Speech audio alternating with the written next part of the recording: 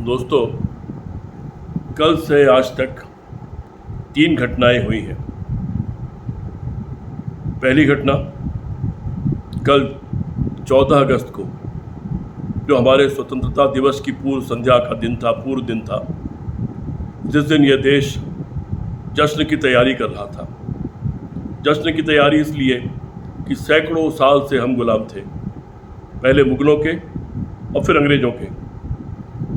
मुगलें तो खैर वो आए और यहीं बस के रह गए, यहीं होके हो गए, यहीं दफन हो गए। उन्होंने जो कुछ भी किया इस देश के लिए किया, यहीं के लिए किया।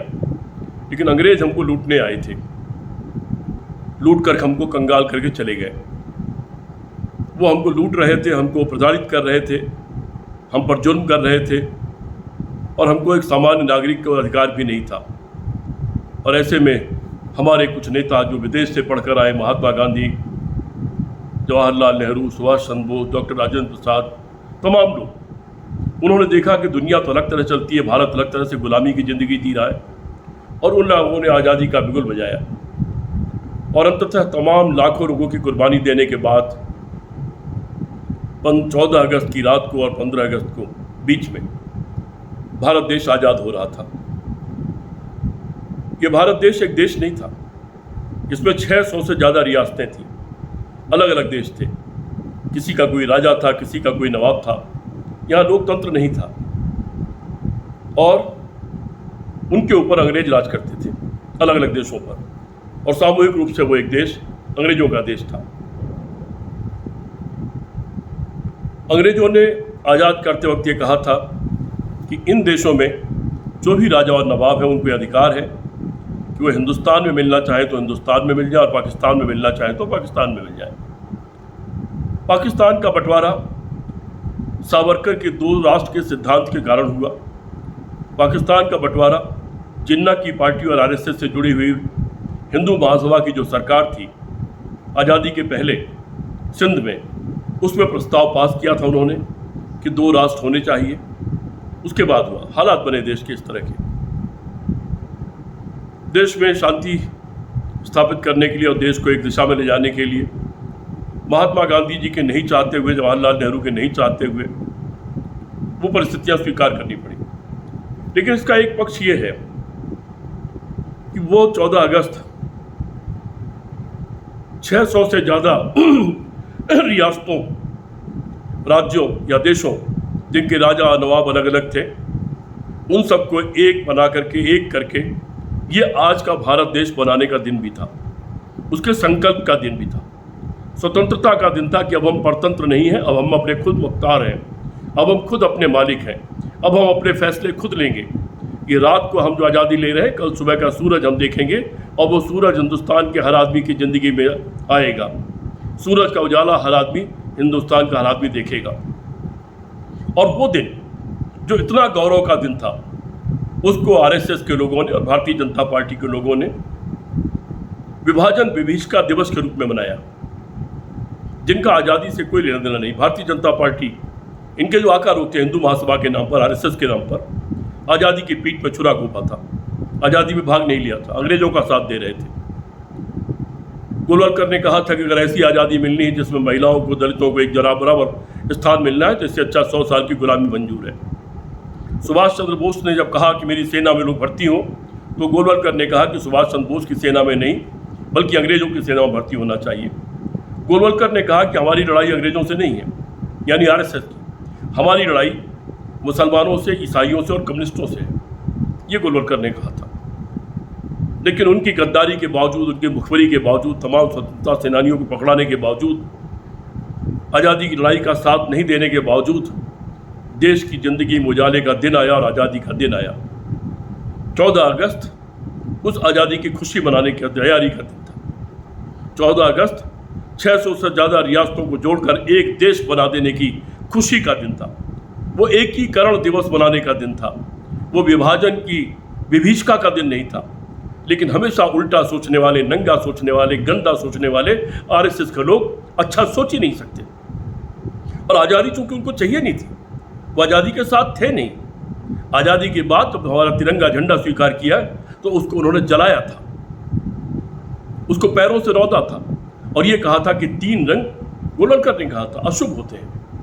और सब सरदार पटेल ने जवाब दिया था कि इन अज्ञानियों को यह नहीं पता कि हमारे देवता भी 3 हैं, ब्रह्मा विष्णु महेश 3 लोग हैं। ये सरदार पटेल ने आरएसएस के गोलवलकर को जवाब दिया था। और इन सब ने झंडे को रौंदा था, जलाया था, संविधान को मानने से इनकार कर दिया था। उनका कहना था मनुस्मृति लागू होनी चाहिए, भगवा झंडा होना चाहिए। लेकिन वो तमाम महान नेता, उन लोगों ने देश को आज़ादी नहीं दिलाई बल्कि एक स्वरूप दिया जो आज दुनिया में तन करके खड़ा है। तो जिन लोगों ने झंडा जलाया था उन्होंने कल तिरंगा यात्रा निकाली। कितने दोगले लोग हैं जिन्होंने आज़ादी की लड़ाई में भाग नहीं लिया था, उनका कोई योगदान दूर दूर तक नहीं।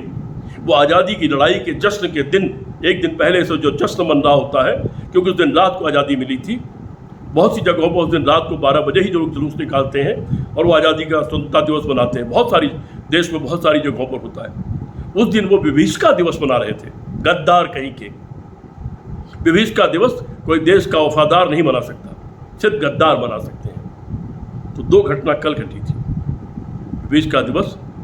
और एक बात, सवाल जरा मुझे जितने लोग सुनते हैं मैं उनसे अपील करूंगा, एक सवाल जहन में सोच के देखिएगा। आज हिंदुस्तान में मुश्किल से 14 करोड़ 15 करोड़ मुसलमान हैं। आरएसएस को उनसे घृणा है, दिन रात उनका एक सूत्री कार्यक्रम है मुसलमान से घृणा फैलाना, इस देश में गृह युद्ध जैसे हालात पैदा करना, इस देश में बंटवारा कर देना, इस देश में विभाजन कर देना, इस देश में नफरत की दीवार खड़ी कर देना। मिलजुल के सब काम कर रहे हैं। हमारा पंचर तोड़ता है मुसलमान, हमारी सिलाई करता है मुसलमान, हमारी चूड़ी बनाता है मुसलमान, हमारी बनारसी साड़ी बनाता है मुसलमान, हमारी ज़िंदगी का हिस्सा है मुसलमान, हमारी गाड़ी बनाता है मुसलमान, हमारा ड्राइवर है मुसलमान, मिसाइल बनाता है मुसलमान, अब्दुल हमीद बन करके गोली खाता है मुसलमान, लतीफ़ बन करके गोली खाता है मुसलमान, ब्रिगेडियर उस्मान बन करके पहली शहादत देता है आज़ादी के बाद मुसलमान। अशफाकुल्लाह खां से लेके एक लंबी फहरिस्त है शहादत देने की भारत देश के लिए। लेकिन चूंकि ये आज़ादी के खिलाफ थे, ये करें क्या, ये तो बदनाम लोग थे, इनको बैठने की जगह नहीं थी। वो तो जवाहरलाल नेहरू ने माफ़ कर दिया, सरदार पटेल ने तो इन पर पाबंदी लगा थी, इनको जेल भेजा, पाबंदी लगा दी थी। ये देश के लिए खतरनाक लोग हैं। जब इन्होंने महात्मा गांधी की हत्या कर दी थी तो उसमें सरदार पटेल की उस वक्त की चिट्ठियाँ और उस वक्त के तमाम उनके बयान पढ़ने लायक और देखने लायक हैं। तब इन्होंने ये किया कि आज़ादी को ही पहले झुटलाना शुरू किया, झंडा जलाया और संविधान को मानने से इनकार किया। फिर महात्मा गांधी का चरित्र हनन करना शुरू किया, फिर जवाहरलाल नेहरू का चरित्र हनन शुरू किया, फिर महात्मा गांधी और जो स्वतंत्रता सेनानी थे उनमें विवाद ढूंढना शुरू किया, फिर उनके विवादों पर चर्चा करना शुरू किया, उनके खिलाफ गंदी गंदी तस्वीरें बनाना शुरू किया। ये सारे आरएसएस के लोग हैं। आपको तमाम व्हाट्सएप इन उस ग्रुप में आप लोग जुड़े होंगे जिसमें उस पर इस तरह का जब कोई चीज़ आए तो मान लीजिएगा वो आरएसएस का आदमी है। वो काम ही यही करते हैं, सिर्फ घृणा, गंदे काम, गंदी बातें। 1962 का युद्ध हुआ, देश संकट में था, हम लूटे चूसे हुए देश थे। जवाहरलाल नेहरू के सामने चुनौती थी कि पहले फौज पर पैसा खर्च करें या भाखड़ा नंगल बाग पर खर्च करें। और इंडिया मेडिकल इंस्टीट्यूट बनाए, IIM बनाया, IIT बनाए, स्कूल कॉलेज यूनिवर्सिटी बनाए, नहरें बनाए। जरूरी क्या है? जवाहरलाल नेहरू ने यह तय किया कि हम पहले नहरें बनाएंगे, इस देश में पहले आत्मनिर्भर होने की ज़रूरत है, कृषि आत्मनिर्भर होने की ज़रूरत है। उसके लिए नहरें में पानी, भाखड़ा नंगल बाग चाहिए। शिक्षा की ज़रूरत है, शिक्षित होगा नौजवान तभी वो एक अच्छा नागरिक बनेगा। मेडिकल फैसिलिटीज़ की ज़रूरत है, एम्स जैसे इंस्टीट्यूशंस की ज़रूरत है। और भविष्य में आने वाले समय में IIT IIM के लोगों की ज़रूरत पड़ेगी, उसकी ज़रूरत है। वो तभी उन्होंने समझ लिया तो उस ज़माने में कि आने वाले समय में अंतरिक्ष की ज़रूरत पड़ेगी, उसके इंस्टीट्यूशन उन्होंने तभी बना दिया था उसी समय, जो आज हम चाँद पर पहुँच चुके हैं और मंगल पर जाने की तैयारी कर रहे हैं। वो बड़े दिमाग के लोग थे। इसीलिए उन्होंने चीन से, पाकिस्तान से कहा कि आपस में लड़ना हम लोग बंद करें। आपस में क्यों लड़ते हैं? सेना सीमा पर हम क्यों खर्चा करें?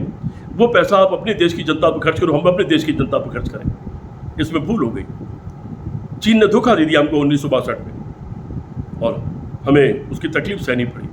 उस तकलीफ में जवाहरलाल नेहरू की अगले साल डेथ हो गई, लेकिन कांग्रेस पार्टी ने उससे सबक लिया और सिर्फ 2 साल 3 साल के अंदर 1965 तक अपने देश की सेना को इतना मजबूत कर दिया कि 65 के युद्ध में हमने पाकिस्तान को पराजित कर दिया।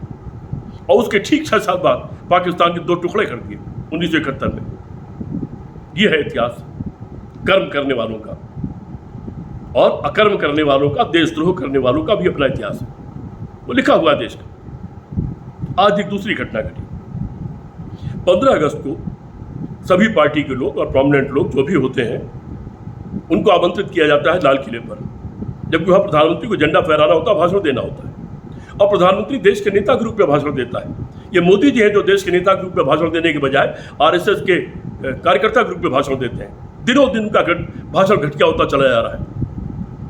आज इन्होंने एक बहुत घटिया भाषण दिया और उन्होंने कहा कि पुराना जो कानून है, जो सिविल कानून, सिविल संहिता है, वो तो सांप्रदायिक है, कम्युनल है, और हमको अब सेकुलर संहिता बनानी। इसका मतलब स्वतंत्रता सेनानी सब कम्युनल थे, जिनको नहीं पता था कि अंग्रेज उनको मारेगा या छोड़ेगा, जेल में बंद करेगा, सड़ा देगा, वो तो बाई चांस आज़ादी मिल गई। जो उस लेवल तक 9-9, 10-10 से 11-11 साल जो जेलों में सड़े थे वो कम्युनल थे। वो लोग इंग्लैंड से पढ़ के बैरिस्टर बन करके आए हुए बड़े बड़े जो ICS सेलेक्ट हो गए, उन लोगों ने जो कानून और संविधान बनाया वो लोग कम्युनल थे। इतनी घटिया सोच, इतना घटिया आरोप, ये स्वतंत्रता सेनानियों को गाली देने के समान है। लेकिन आप RSS से जुड़े हुए लोगों से इसके अलावा कोई उम्मीद भी नहीं कर सकते। बहुत घटिया सोच के लोग हैं, पता नहीं क्या घुट्टी पी, भारत में पैदा हुए हैं लोग भी, लेकिन उस शाखा में जाके इनको क्या मिलता है और हिटलर और मुसोलिनी से इन्होंने क्या सीखा है, जिनसे सीख करके इन्होंने अपना संगठन बनाया। भारत में सर पर काली टोपी रखना अशुभ माना जाता है, इनकी काली टोपी है। हिटलर जैसा इनका सलाम होता है, हिटलर जैसी वर्दी इनकी है। और गोलवलकर ने कहा था, हिटलर की तारीफ की थी, कैसे ही राज होना चाहिए, मार काट वाला। जर्मनी का क्या परिणाम हुआ, बर्बाद हो गया पूरे दुनिया में। कोई हिटलर का नाम नहीं लेता जर्मनी में, कोई मुसोलिनी का नाम नहीं लेता है इटली में, लेकिन उससे सबक नहीं लेते हैं। ये वैसा बनना चाहते हैं, इस देश को एक तरह का बनाना चाहते हैं। इस देश में मुगलों ने राज किया सैकड़ों साल, तलवार का राज था। वो अगर चाहते तलवार चला के कत्लेआम करके एक भी हिंदू नहीं छोड़ते। वो चाहते एक तो हिंदू धर्म नहीं होता, एक भी हिंदू का मंदिर नहीं होता। लेकिन मुगलों के टाइम में ही रामचरितमानस लिखी गई, उसी समय तुलसीदास हुए। सारे मंदिर सुरक्षित हैं, सारे धर्म ग्रंथ हमारे सुरक्षित हैं, और 85% से ज़्यादा हिंदू इस देश में रहता है, सैकड़ों साल मुगलों का राज रहने के बावजूद। लेकिन उससे डराते रहते हैं ये। आज जितने मुसलमान हैं, अगर वो बहुत तेज रफ्तार से भी बच्चे पैदा करें, और हिंदू भी पैदा करता है, तो शायद 300 साल तो इस बात में लग जाएगा। वो अगर 8-8, 10-10 बच्चे पैदा करने चाहे, हिंदू 2-2 पैदा करना चाहे, तो शायद 300 साल लगेगा इस बात में कि वो और हिंदू की संख्या शायद बराबर हो पाएगी। शायद 300 साल के बाद की बात ये कर रहे हैं। आज एक और घटिया काम इन्होंने किया। जब इस तरह के आयोजन होते हैं तो उसमें सभी पार्टियों के नेता, विरोधी दल और तमाम लोग आमंत्रित किए जाते हैं, अधिकारी, फौज के अफसर सब आमंत्रित किए जाते हैं।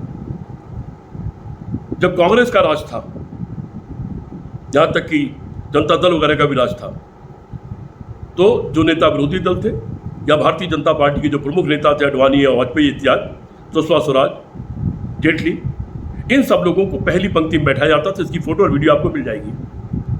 लेकिन आज ये कितनी सोच और घटिया सोच के लोग हैं।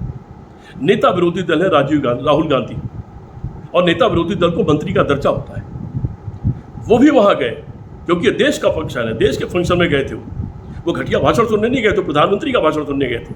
प्रधानमंत्री घटिया भाषण थे, उसकी मर्जी, लेकिन वो गए थे और उनको 5वीं 6वीं आखिरी पंक्ति में बैठाया गया। इतनी घटिया सोच, इतना घटिया हरकत। क्या ये भारत अपने घटिया लोगों को बर्दाश्त करता जाएगा? इनके भ्रष्टाचार की कहानियां उजागर होती चली जा रही हैं। अडानी और इनके तमाम किस्से उजागर होते चले जा रहे हैं। भ्रष्टाचार चरम सीमा पर जा चुका है।